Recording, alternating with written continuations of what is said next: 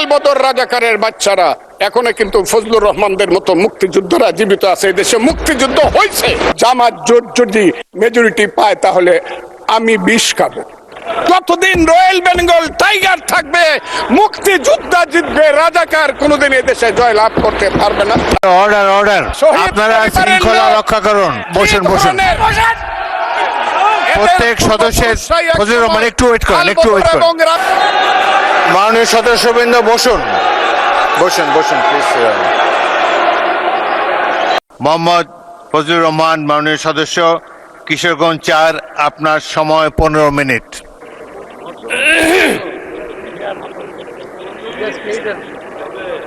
মাননীয় স্পিকার, আপনাকে অসংখ্য ধন্যবাদ। আমি বক্তব্য দিতে ওঠার আগেই আপনি বিশেষ কারণে আমাকে বসিয়ে দিলেন, যৌক্তিক কারণে। কিন্তু এরপরেই হাউস যা হলো, এখন আমার বক্তব্য কি হবে আমি বুঝতে পারছি না, কারণ আমার মনটা খুব ভালো নেই মাননীয় স্পিকার। আমার গলাটাও ভালো না, কারণ গতকাল সারা রাত আমি ঘুমাতে পারিনি।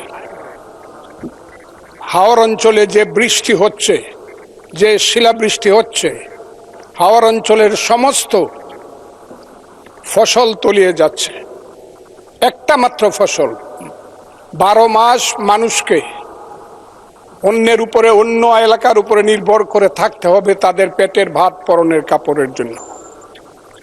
আমি এই ব্যাপারে আমাদের নেতা, সংসদ নেতা এবং মাননীয় প্রধানমন্ত্রী সহ সংশ্লিষ্ট সমস্ত মন্ত্রীদের কাছে অনুরোধ করছি, হাওর অঞ্চলকে দয়া করে এবার বাঁচা। এবং প্রথমেই আমি প্রস্তাব করে নিলাম, হাওর অঞ্চলকে সঠিকভাবে বাঁচাতে হলে 35টি জেলা নিয়ে একটি হাওর মন্ত্রণালয়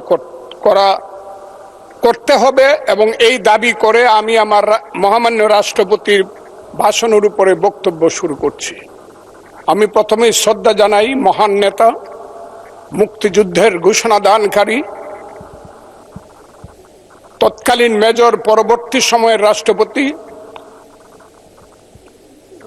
শহীদ প্রেসিডেন্ট জিয়াউর রহমানের প্রতি, আমি শ্রদ্ধা জানাই মহান নেত্রী, দেশনেত্রী বেগম খালেদা জিয়ার প্রতি, যার আহ্বানে এবং যার কারণে আমি আজকে বিএনপি করি। তিনি আজকে নাই, আমি তার আত্মার মাগফিরাত কামনা করি। আমি বক্তব্যের আগেই আমাদের নেতা প্রধানমন্ত্রী জনাব তারেক রহমান, তাকে উদ্দেশ্য করেই বলবো, মর্নিং শোজ দ্য ডে। সকালবেলায় দেখা যায় বিকালটা কেমন যাবে। আমাদের প্রধানমন্ত্রী এই দেশের জন্য, এই দেশের উন্নয়নের জন্য প্রথম থেকেই যে যে কর্মসূচি নিয়ে কাজ করছেন, কালকেও যশোর থেকে উলসি খাল খনন করে তিনি এসেছেন। আমার বিশ্বাস এই দেশের মানুষের দুর্ভাগ্য দূর করে বাংলার পূর্বাকাশে নতুন সূর্য উঠবে বলে আমি বিশ্বাস করি। মাননীয় স্পিকার, রাষ্ট্রপতি ভাষণের উপরে আমার মিক্সড ধারণা আছে। আমার প্রথমেই বলতে হবে, সেই সত্য যা রচিবে তুমি, যা ঘটে তা সত্য নয়, কবি তব মনোভূমির, রামের জন্মস্থান অযোধ্যার চেয়েও সত্য যেন, বাল্মীকির কবিতা। কারণ হলো, মাননীয় রাষ্ট্রপতি যা যা বলেছেন, আমি প্রথমেই বলি 2, 3 এবং 4 নম্বর প্যারা। 2 নম্বর প্যারায় মুক্তিযুদ্ধকে উনি যেভাবে বলেছেন সঠিক বলেছেন, কিন্তু আরো বিস্তারিত হলে আমাদের প্রধানমন্ত্রী যেমন বলেন যে মুক্তিযুদ্ধকে মহিয়ান করতে হবে, মুক্তিযুদ্ধ আরো মহিমান্বিত হতো আরেকটু ইলাবোরেট করে লেখলে। কারণ মুক্তিযুদ্ধের ইতিহাস মহাসমুদ্রের চেয়েও গভীর ইতিহাস। আমি আজকে আপনার কাছে বলবো 3, 4, 2 প্যারায় মুক্তিযোদ্ধাকে যেভাবে 5ই আগস্টের সঙ্গে যোদ্ধাদের সঙ্গে তুলনা করা হয়েছে, 5ই আগস্টের যোদ্ধাদেরকে আমি ছোট করে দেখি না। তাদের যারা শহীদ হয়েছে আমি তাদের প্রতি শ্রদ্ধা নিবেদন করি এবং তাদের আত্মার মাগফিরাত কামনা করি। শহীদ আমি ছিলাম 5ই আগস্টে, তার আগে 10 বছর যাবত, যেদিন থেকে আমি বলা শুরু করেছিলাম আওয়ামী লীগ একটি অভিশপ্ত রাজনৈতিক দল, সেই দিন থেকে 10টি বছর নিরন্তর আমি যুদ্ধ করেছি। আমি আমার যেদিন সর্বশেষ 28শে অক্টোবর নয়াপল্টনের মাঠ থেকে 10 লক্ষ লোকের মিছিলটাকে ফ্যাসিস্টরা ভেঙে দিল, অনেকেই জেলে চলে গেলেন, অনেকেই পলাতক ছিলেন, হাজার হাজার নেতা কর্মীর নামে যেদিন যুদ্ধ হলো, সেদিন আমি বললাম যে আমি সংসপ্তকের ভূমিকা পালন করব, জয় অথবা মৃত্যু। আমি হাসিনা সরকারের বিরুদ্ধে সবকিছু করব। স্ত্রীকে বললাম তুমি বিধবা হতে পারো, সন্তানদেরকে বললাম তোমরা এতিম হতে পারো, কিন্তু শেখ হাসিনা সরকারের পতন না হওয়া পর্যন্ত আমার যুদ্ধ চলবে। এবং আমি বোধহয় একমাত্র ব্যক্তি যে 4 আগস্ট দুপুর 1টার সময় বলেছিলাম যে আগামী 24 ঘন্টার মধ্যে শেখ হাসিনা চলে যাবে, কারণ তার সরকার উত্তর সিরানা হয়ে গেছে, এবং 23 ঘন্টার মধ্যে শেখ হাসিনার সরকার চলে গিয়েছিল। আমি সেই আন্দোলনে ছিলাম। বলতে পারেন মিছিলে ছিলেন না, আমি মিছিলে ছিলাম না আপনাদের মতো, কারণ আমার বয়স 23 বছর ছিল, তখন আমি এরশাদ বিরোধী মিছিলের প্রধান নেতা ছিলাম আমি। কিন্তু এখন আমার বয়স 78 বছর। আমার ছেলে ব্যারিস্টার 5 বছর আগে, আমার ছেলে ইঞ্জিনিয়ার 10 বছর আগে, তারা 5 দিন পর্যন্ত বাসায় আসেনি, তারা মিছিলে গিয়েছিল, তারা কেউ বাসায় আসেনি। কাছে আগস্ট মাসকে আমিও খুব ছোট করে দেখি না, তবে কোনো কারণে আগস্ট কোনো বিপ্লব নয়, আগস্ট হলো গণ অভ্যুত্থান। সেই গণ অভ্যুত্থানকে যারা মুক্তিযুদ্ধ এবং মুক্তিযোদ্ধার সঙ্গে তুলনা করতে চায়, জুলাই যুদ্ধ এবং মুক্তিযুদ্ধ, তাদেরকে আমি বলবো, সবাইকে আমি বলবো, এই কথাটা বলাই অন্যায়। কারণ মুক্তিযুদ্ধ প্রশান্ত মহাসাগরের সঙ্গে ডুবার তুলনা করা যেমন, হিমালয় পর্বতের সঙ্গে টিলার তুলনা করে যেমন, মুক্তিযুদ্ধের সঙ্গে 5ই আগস্টের তুলনা করা ঠিক তেমনি। আমি আজকে খুব পরিষ্কার ভাবে বলতে চাই, মুক্তিযুদ্ধ এবং স্বাধীনতা সংগ্রাম একদিনে বাঙালি জাতির হয় নাই।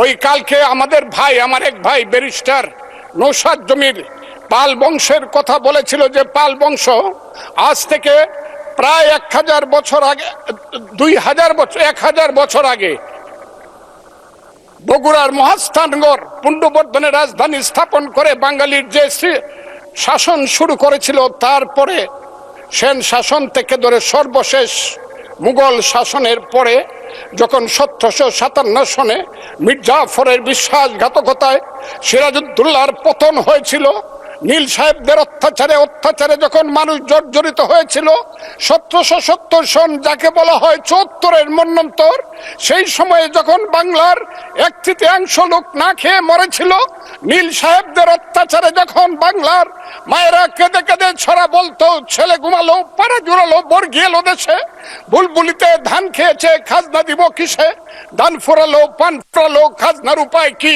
আর কটা দিন সবুর করো রসুন বুনেছি। সেই যে ব্রিটিশের বিরুদ্ধে যুদ্ধে বাংলার মানুষ প্রথম নেতৃত্ব দিয়েছিল, সেই নেতৃত্বের মাধ্যমেই আমরা দেশ স্বাধীন করেছিলাম। আমি আজকে আপনাদেরকে বলি, 2005 সন থেকে ধরে 8 সনে ক্ষুদিরাম মের ফাঁসি, যে ফাঁসিতে গান হয় বাংলায় আজও একবার বিদায় দেমা ঘুরে আসি, সেই প্রফুল্ল চাকির ফাঁসি, এই যে যুদ্ধ, তারপরে চিত্তরঞ্জন দাস, এরপরে 190 বছর পরে একজন বাঙালি মুসলমানের সন্তান, বাড়ি তার বরিশাল, সিরাজউদ্দৌলার পরে প্রথম বাংলার সিংহাসনে বসলো। ওই দিন দেখলাম 2 জন মন্ত্রী সাহেব বললেন উনি মুখ্যমন্ত্রী। নো, 1937 সনে যখন শেরে বাংলার সিংহাসনে বসেছিলেন, তখন উনি প্রধানমন্ত্রী ছিলেন। সেই শেরে বাংলা ফজলুল হক, হুসেন শহীদ সোহরাওয়ার্দী, দেশ থেকে দেশান্তরে গিয়ে সুভাষ বোস, মৌলানা আব্দুল হামিদ খান ভাসানী, বঙ্গবন্ধু শেখ মুজিবুরেরা বাংলাদেশের স্বাধীনতা সংগ্রামের ভিত্তি স্থাপন করেছিল। সেই ভিত্তির উপরে দাঁড়িয়েই 1971 সনে আমাদের নেতা সেই শহীদ জিয়াউর রহমান বলেছিলেন প্রথম নিজের নামে, I Shahid Zia, I major Zia do hereby declare the independence of Bangladesh, প্রথম নিজের নামে, পরে বঙ্গবন্ধুর নামে।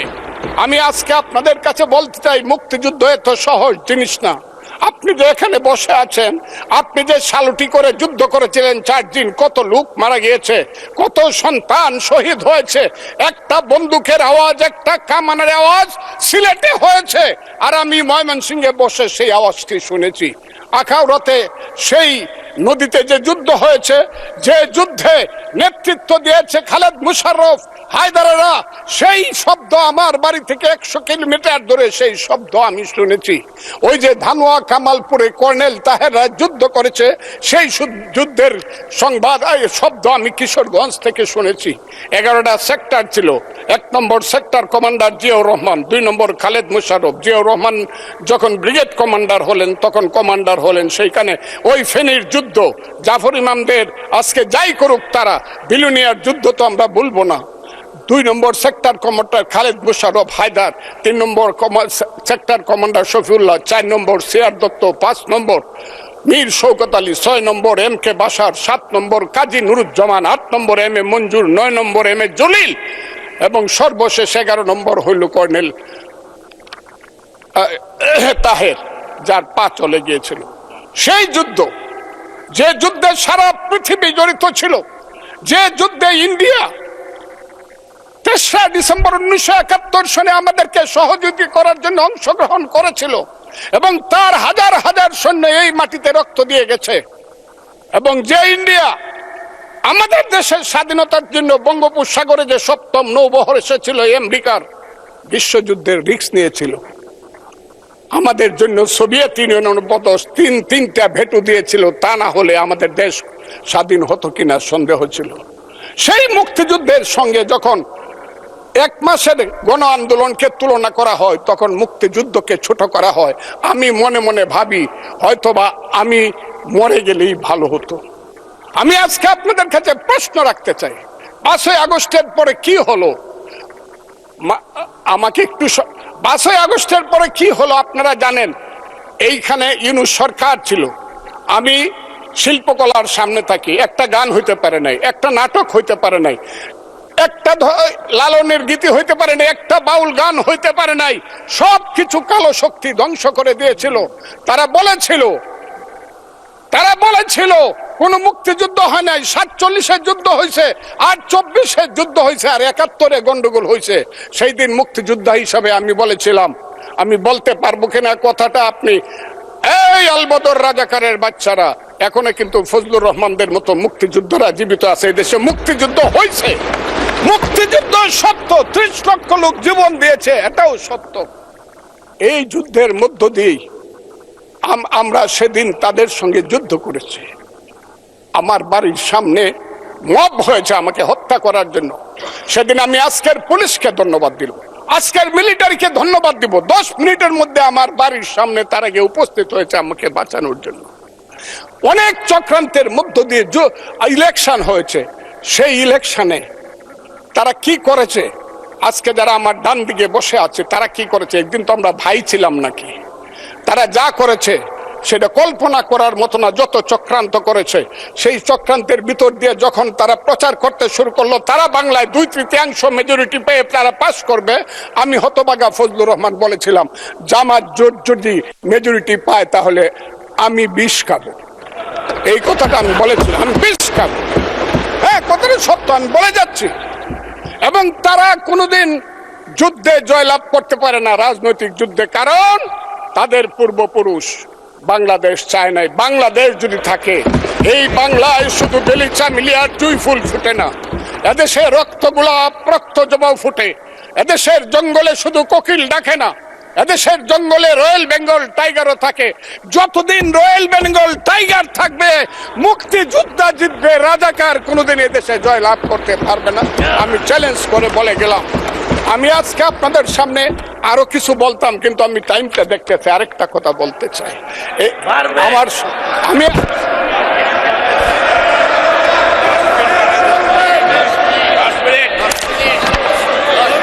আমাকে 5 মিনিট সময় দেন, আমি শেষ করে ফেলবো।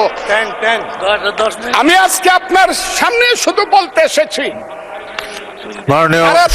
মাননীয় সদস্য, আরো 3 মিনিট দেওয়া হলো আপনাকে। আমি বলতে এসেছি, হ্যাঁ, আমার বক্তব্যের পরে বলবে আমরা কি মুক্তিযুদ্ধ করি নাই। যেমন বিরোধী দলের নেতা বলেন, উনাকে আমি অসম্মান করি না, সব সময় মাননীয় বলে কথা বলি, কিন্তু উনার দলের লোকজন এখানে বসে আছে, তারা আমাকে ফজা পাগলা বলে কথা বলে। উনি একদিন এটা বলে তারা নাকি সভ্য, তারা নাকি ইসলাম। এবং উনি যে বলতেছে, ওই দিন বললো যে আমার দাড়ি পাকা, আমার চোখের সমস্ত পাকা। উনি আমার চেয়ে 10 বছরের ছোট। আমার বয়স 78 বছর। আমি 48 সনে জন্মগ্রহণ করেছি, উনি 58 সনে জন্মগ্রহণ করেছে। কথা মাননীয় সদস্য, আমি ওনাকে, আপনাকে কেউ এই ধরনের উক্তি করেছে আপনার সম্বন্ধে? এরকম তো সংসদে কেউ বলে নাই তো না এরকম। বলছি করেছে, আপনি কেন নিজে টেনে করেছে বলেন, please। আছে এখানে উপস্থিত। আমি আজকে আপনাকে বলতে চাই, বলতে থাকেন, আপনি বলতে থাকেন। আচ্ছা, আমি যে কথাটা বলতে চেয়েছিলাম, বিরোধী দলের নেতা বলেছেন উনি মুক্তিযোদ্ধা পরিবারের লোক এবং উনি শহীদ পরিবারের লোক এবং উনি জামাত ইসলাম করেন। এটা ডাবল অপরাধ। মুক্তিযোদ্ধা পরিবারের লোক কেউ জামাত করতে পারে না। আর শহীদ পরিবারের লোক, শহীদ পরিবার। মাননীয় সদস্যবৃন্দ, ওনাকে বলতে দেন।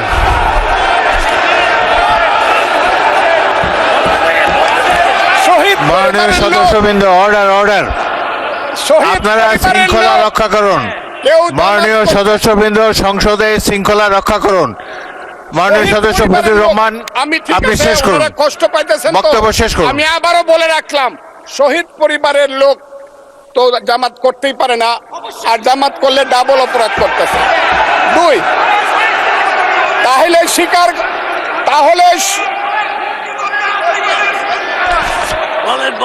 আমি আপনাদেরকে বলি, মাননীয় সদস্যবৃন্দ, আমি এক সেকেন্ড। মাননীয় সদস্য ফজলুর রহমান, বসেন।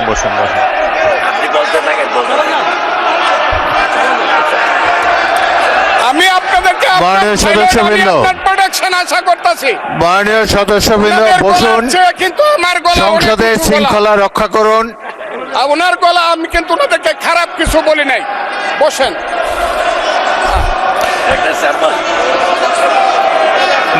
মাননীয় সদস্য ফজলুর রহমান, আপনি একটু অপেক্ষা করুন। আপনি বলতে থাকেন না। মাননীয় সদস্যবৃন্দ, আমি Kazi Nazrul Islam, please sit down. আমি বলছি, প্লিজ সিট ডাউন। এই যে দেখেন, তারা বসেন।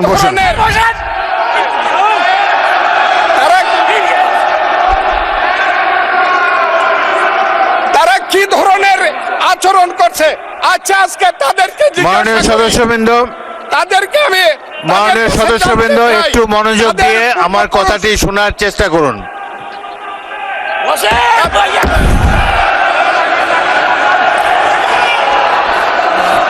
মাননীয় সদস্যবৃন্দ, কাজী নজরুল ইসলাম, বসুন। আমি আজকে বসুন। এই স্পিকারের কথা শোনার চেষ্টা করুন।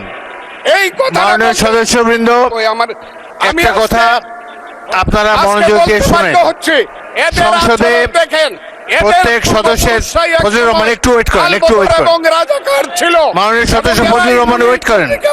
Hold on for a second, একটু অপেক্ষা করুন। আমাদের নেতা জিয়াউর রহমানকে পাইলো এরা হত্যা করতো 16 ডিসেম্বরের আগে। মাননীয় সদস্য ফজলুর রহমান অপেক্ষা করুন। আমার শেষ, আমাকে হোল্ড অন ফর 2 মিনিটস। দেখেন ডিস্টার্ব, আমি আর তাদেরকে বল। মাননীয় সদস্যবৃন্দ, এটি বাংলাদেশের জাতীয় সংসদ। এখানে প্রত্যেকেই নির্বাচিত হয়ে এসেছেন। প্রত্যেকেরই এখানে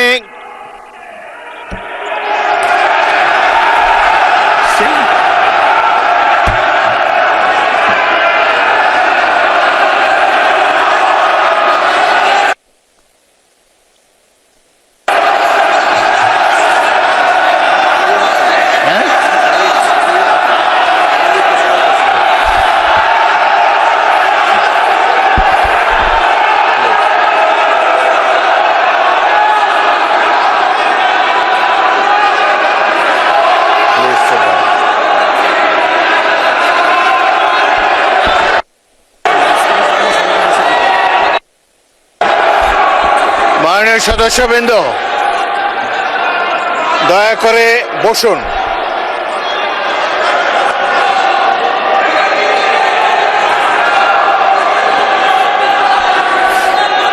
মাননীয় সদস্যবৃন্দ, বসুন প্লিজ।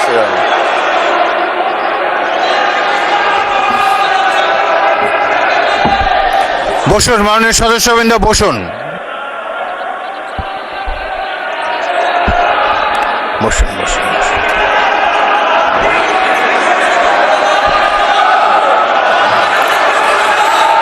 মাননীয় সদস্যবৃন্দ, মাননীয় বিরোধী দলের নেতা, আমি বলি তারপরে আপনি বলেন। মাননীয় সদস্যবৃন্দ, এটি আপনারা সবাই, মাননীয় সদস্য ফজলুর রহমান আপনি বসেন, বসুন, আপনি বসুন, আপনার সুযোগ দেওয়া হবে বক্তব্য শেষ করার জন্য। মাননীয় সংসদ সদস্যবৃন্দ, সারা জাতি দেখছে, লাইভ টেলিকাস্ট হচ্ছে, সবাই আপনারা নির্বাচিত সদস্য, এখানে সবাই জনগণের ভোটে নির্বাচিত সদস্য। আমি প্রতিদিনই বলি যে রুলস অফ প্রসিডিওর বইটা একটু পড়েন। যদি এই সংসদ যদি বিধি মোতাবেক পরিচালিত না হয়, এটি আর জাতীয় সংসদ থাকবে না। অতীতে জাতীয় সংসদ সম্পর্কে অনেক তিক্ত অভিজ্ঞতা আছে। প্রথমে নজমুল হুদা তৎকালীন মাননীয় সদস্য একটা বক্তব্য করলেন, সদস্যরা ওয়াকআউট করে চলে গেলেন, আমরা ভাবলাম যে আধা ঘন্টা পরে ফিরে আসবে। ওই বয়কট 2 বছর চলেছে। সুতরাং সামান্য কারণে উত্তেজনা সৃষ্টি করা ঠিক নয়। প্রত্যেকেরই বাক স্বাধীনতা আছে। প্রত্যেক সদস্য এখন ইভেন 370 বিধিতে দলীয় হুইপ নেগলেক্ট করে, উপেক্ষা করেও ব্যক্তিগত মতামত এখন সবাই দিতে পারেন। এখানে প্রত্যেকেরই বাক স্বাধীনতা আছে। যদি কোনো সদস্য, সরকার দলের সদস্য আর বিরোধী দলের সদস্যের মত এক হবে, এমন তো হতে পারে না। এই জন্যই একটি সরকারি দল, একটি বিরোধী দল এখানে আছে, জনগণই এভাবে নির্ধারিত করে দিয়েছে। যদি সরকারি দলের কোনো সদস্য তার বক্তব্যে আপনাদের আপত্তি থাকে, আপনারা এরপরে তো plenty of time is there, আপনারা তার বিরুদ্ধে তিনি যা বলেছেন সেই যুক্তি খণ্ডন করুন। তিনি ভুল বললে তাকে পাল্টা অভিযোগ করেন তার বিরুদ্ধে। কথা বলার সময় তো সুযোগ আছে, কিন্তু এই যে শিশুরাও লজ্জা পাবে এই ধরনের, যদি বয়স্ক শ্বশ্রুমণ্ডিত ব্যক্তি, বয়স্ক যারা অলরেডি দাদা হয়ে গিয়েছেন, তাদের নাতিরাও হয়তো এখানে গ্যালারিতে বসে দেখছে, তারা কি ভাববে এটা সম্পর্কে। আরেকটি জিনিস হলো, সংসদে স্পিকার যখন দাঁড়ায় তখন এটি অবশ্য কর্তব্য সবাই এখানে বসে পড়বেন। যদি আমাকে তো আপনারাই তো আমাকে স্পিকার বানিয়েছেন, আমি এই সংসদের কাস্টোডিয়ান, অভিভাবক। যদি চেয়ারের প্রতি এই সম্মান আপনাদের না থাকে, তাহলে জাতীয় সংসদের প্রতি মানুষের কোনো রেসপেক্ট থাকবে না আগামী দিনে। আপনারা বলতে পারেন freedom of speech is there, Fazlur Rahman সাহেব যা বলেছেন এরপরেই আপনাদের একজনকে টাইম দেব, প্রয়োজন হলে টাইম বাড়িয়ে দেব, তার যুক্তি খণ্ডন করুন। তিনি যদি অসংসদীয় কোনো কথা বলে থাকেন, সেটা আমরা পরীক্ষা করে স্পঞ্জ করে দেব, কিন্তু বক্তব্যের সময় তাকে ডিস্টার্ব করবে না। জনাব সদস্য ফজলুর রহমান, আপনি 3 মিনিটে আপনার বক্তব্য শেষ করেন, তারপর আমি বিরোধী দলের নেতার বক্তব্য শুনবো। আপনি শেষ করেন। 3 মিনিটস ফর ইউ।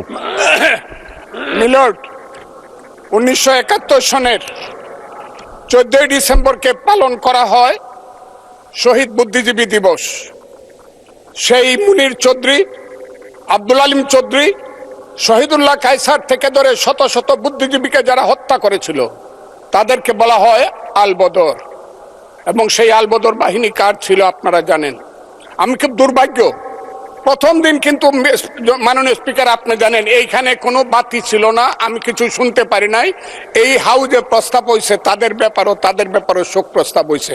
আমি একা হইলেও এটা প্রতিবাদ করতাম, কিন্তু যেহেতু আমার দল এটা করছে আমি চুপ করেছিলাম। আমি কথাটা খুব ক্লিয়ার। কিন্তু এই সংসদ সম্পর্কে আজকে না হলো কালকে না হলো পরশু, না হলে ইতিহাসে ভুল বার্তা যাবে যদি আমরা যুদ্ধ অপরাধের ব্যাপারে আমরা সুপ্রস্তাব নেই। আমার আরেকটা কথা মিলন, পুলিশের ব্যাপারে যে ইনডেমনিটি দেওয়া হয়েছে, সেই পুলিশ 5ই আগস্ট পর্যন্ত একরকম, কিন্তু 5ই আগস্টের পরে, যেমন আমি মুক্তিযোদ্ধা কমান্ডার ছিলাম, আপনি বীর বিক্রম ছিলেন, 16ই ডিসেম্বরের পরে শত শত রাজাকার আমার কাছে আত্মসমর্পণ করছে। আমি কাউকে হত্যা করি নাই, সবাইকে জেলে পাঠিয়ে দিয়েছি, তার বিচার হোক। আমার কথা হলো 5ই আগস্ট 2024 সনের পরে এই যে এত থানা লুট হয়েছে, এত পুলিশকে হত্যা করা হয়েছে, তারা তো তখন যুদ্ধ করে নাই, তারা তো নিরপরাধ। এত এত অস্ত্র গেল কোথায়? স্বরাষ্ট্রমন্ত্রী নিশ্চয়ই আমার নেতা, উনিও শুনছেন আমি কথাগুলো বলছি। 5ই আগস্টের পরে যে ঘটনাগুলো হয়েছে সেগুলো তো কোনো আইনে ইন্ডেমনিটি পাওয়ার কথা না। যদি 5ই আগস্টের পরে কোনো পুলিশ হত্যা হয়ে থাকে, থানা লুট হয়ে থাকে, অস্ত্র নিয়ে থাকে, সেটার জন্য তদন্ত হওয়া উচিত, দোষীদের বিচার হওয়া উচিত। আর 5ই আগস্টের আগে পুলিশ যা করেছে, তারা রাষ্ট্রীয় বাহিনী, তারা যদি অন্যায় করে থাকে, মরে গেছে, বিচার হোক। কিন্তু আমি মনে করি তারাও এই দেশের নাগরিক। পুলিশেরও মা বাবা আছে, তাদেরও সন্তান আছে, তাদের সন্তানও এতিম হয়েছে। রাষ্ট্র তাদের কাছে গিয়ে বলা উচিত, তোমার সন্তান যেভাবেই নিহত হয়ে থাক, আমরা তোমাদেরকে দেখব। আমার পুলিশের এই আইনটার ব্যাপারে হলো আমার এই কথা। আমি আজকে এই হাউজে দাঁড়িয়ে সর্বশেষ কথাটি বলবো। সর্বশেষ কথাটি হলো, আমার মাননীয় প্রধানমন্ত্রী, আমি যাকে ভীষণ শ্রদ্ধা করি, দেশকে উনি চালাতে পারবে না আমি জানি। দিনের পর দিন, মাসের পর মাস, যতই বাহিরে বাহিরে চক্রান্ত হোক, ভিতরে কিন্তু যতই ভালো মানুষ দেখাক, যতই এখানে বিএনপির বিরুদ্ধে দাঁড়াবার চেষ্টা করুক, এটা হবে না। কিন্তু আমার নেতা, সংসদ নেতা কিন্তু অনেক মহান কাজ করেছে। 78 জনকে 222 জনের সমান সমান ভাগ দেয়া কমিটি করেছে। আমি আমার নেতাকে বলবো, শেষ করেন মাননীয় সদস্য, শেষ করেন। তার মা কিন্তু একসাথে দুধ খাইছে, কিন্তু সিরাজউদ্দৌলা আর মোহাম্মদী বেগ কিন্তু এক না। মোহাম্মদী বেগ কিন্তু সিরাজউদ্দৌলাকে হত্যা করেছিল। এই কথাটি বলেই আপনাকে ধন্যবাদ জানিয়ে আমার বক্তব্য শেষ। মাননীয় বিরোধী দলের নেতা, আপনি কিছু বলবেন? মাননীয় স্পিকার, আপনাকে ধন্যবাদ। আমি শ্রদ্ধা রেখেই বলতে চাই, মাননীয় সংসদ সদস্য বয়সে আমার বড়, তিনি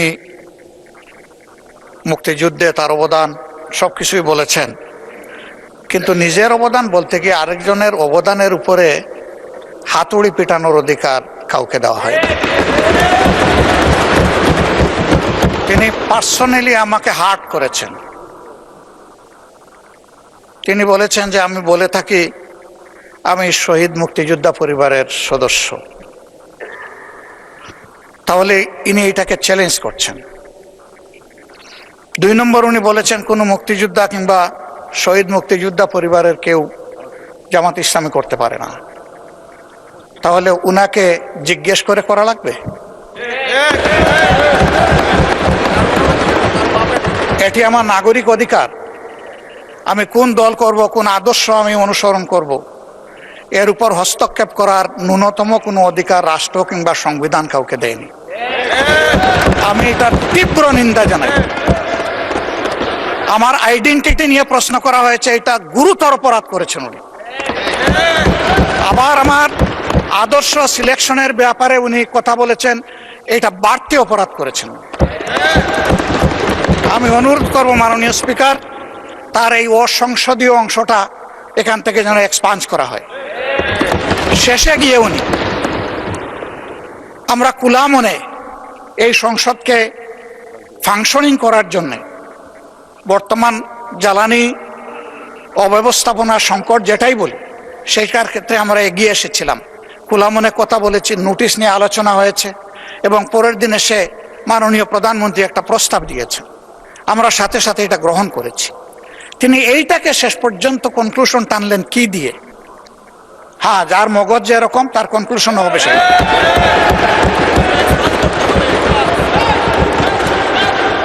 তার মতো একজন প্রবীণ ব্যক্তির কাছ থেকে, রাজনীতিবিদদের কাছ থেকে আমি এই ধরনের আচরণ আশা করিনি। আমরা এখানে প্রথম দিনই বলেছি ভালো কিছু শিখতে এসেছি। কাউকে হিট করা, গালি দেওয়া, এর মাধ্যমে বড় কিছু অর্জন করা যাবে না। কিছু গোলাবাজি হতে পারে বড় জোর, কিন্তু তার চাইতে বেশি কিছু হবে না। আর সাধারণত যুক্তি যখন ফুরিয়ে যায়, মাথা তখন গরম হয়ে যায়। একটা প্রবাদ আছে, রেগে গেলেন তো হেরেই গেলেন। আমরা সবাই মিলে হারতে চাই না, আমরা সবাই মিলে জিততে চাই। এই জন্য সবাই যেন মাথাটা একটু ঠান্ডা রেখে যুক্তির সাথে সত্য নির্ভর কথাগুলা বলি, তাতে অবশ্যই দেশবাসী উজ্জীবিত হবে, এই সংসদের প্রতি মানুষের আস্থা তৈরি হবে এবং দেশটাকে নিয়ে সবাই মিলে আমরা সামনে এগিয়ে যেতে পারবো। ধন্যবাদ মাননীয় স্পিকার। ধন্যবাদ মাননীয় বিরোধী দলের নেতা জনাব ফজলুর রহমান। এখন আর তো না বললেও চলে। আমরা সংসদ উত্তপ্ত হোক এরকম চাই না, আপনি একটু দয়া করে বসেন। আমার বক্তব্য শুনেন। জনাব ফজলুর রহমান যে বক্তব্য দিয়েছেন তার মধ্যে যদি অসংশোধনীয় কোনো কিছু থাকে সেটা এক্সপাঞ্জ করা হবে, এবং মাননীয় বিরোধী দলের নেতা যে বক্তব্য দিয়েছেন তার মধ্যেও যদি কোনো কিছু অসংশোধনীয় থাকে সেটিও এক্সপাঞ্জ করা হবে। কয়েকজন মুক্তিযোদ্ধা, বীর মুক্তিযোদ্ধা বিরোধী দলে আছে, আপনি নিজেই স্বীকৃতি দিয়েছেন কয়েকজন মুক্তিযোদ্ধা আছে। মুক্তিযুদ্ধের ইতিহাসের ভিত্তিতে জাতিকে আর বিভক্ত না করি। মাননীয় স্বরাষ্ট্রমন্ত্রী, আপনি কিসের উপরে এই বক্তব্যের উপরে বলবেন? স্পিকার, আমি কোনো উত্তেজনা সৃষ্টি করব না, জি বলেন। সংসদের স্বার্থেই বলব। আমি বুঝতে পারছি মানে স্পিকার আপনি কেন ভয় পাচ্ছেন দিতে, আপনাকে ধন্যবাদ। যে অ্যাটমসফিয়ারে আমরা এখানে আলাপ আলোচনা করি মাঝে মধ্যে সেটা কিছু উত্তেজনা সৃষ্টি হবেই, সেটা স্বাভাবিক। আমাদের মাননীয় সংসদ সদস্য অত্যন্ত বয়স্ক এবং ইতিহাসে সমৃদ্ধ, কিন্তু আমরা এখন ভূগোলে আছি। আমরা বেশি ইতিহাস চর্চা করতে গেলে মাঝে মধ্যে কিছু ব্যত্যয় হবে মানে স্পিকার। আপনি স্বাধীনতা যুদ্ধের একজন বটবৃক্ষ, তিনিও একজন মুক্তিযোদ্ধা। আমার মাঝে মধ্যে শুনতে ভালো লাগে যখন মাননীয় বিরোধী দলীয় নেতা বলেন যে তিনি শহীদ পরিবারের সন্তান। আমরা এটাকে ধারণ করি। কয়েকজন মুক্তিযোদ্ধা, বীর মুক্তিযোদ্ধা বিরোধী দলে আছে, আপনি নিজেই স্বীকৃতি দিয়েছেন কয়েকজন মুক্তিযোদ্ধা আছে। আমরা এখানে যখন জাতীয় মুক্তিযোদ্ধা কাউন্সিলের বিলটা পাশ করি, আপনার নিশ্চয়ই স্মরণে আছে বিরোধী দল কিন্তু ওয়াকআউট করে নাই, এখানেই ছিল। না ভোটও দেয় নাই, এখানেই ছিল। সম্মতি মৌনতা সম্মতির লক্ষণ হিসেবে আমরা ধরে নিয়েছি। তৎকালীন রাজনৈতিক দলের উল্লেখ করে কয়েকটি রাজনৈতিক দল, আবার উত্তেজনা হোক সেটা চায় না, নাম নেব না, তাদের মুক্তিযোদ্ধা এবং মুক্তিযুদ্ধ এই দুই ডেফিনিশনের মধ্যে অন্তর্ভুক্ত করা হয়েছে। তারা তো সেটা স্বীকৃতি দিয়েছেন মাননীয় স্পিকার, আমরা ওখানেই থাকি। সুতরাং নতুন করে আমার মনে হয় যে মুক্তিযুদ্ধের ইতিহাসের ভিত্তিতে জাতিকে আর বিভক্ত না করি। আমরা সবাই আলোচনা সমঝোতার মধ্য দিয়ে এই মহান জাতীয় সংসদের আমাদের সমস্ত কার্যবাহ an order of the day আমরা এমনভাবে পরিচালনা করি যেন আমাদের প্রজন্ম, ভবিষ্যৎ প্রজন্ম, বর্তমান প্রজন্ম দেখে যে এই জুলাই যোদ্ধারা তাদের দৃষ্টিশক্তি হারিয়েছে, তারাও যেন শুনে যে আমরা জাতির প্রত্যাশা পূরণের জন্য এখানে আছি। ধন্যবাদ মাননীয় স্পিকার। ধন্যবাদ মাননীয় স্বরাষ্ট্রমন্ত্রী।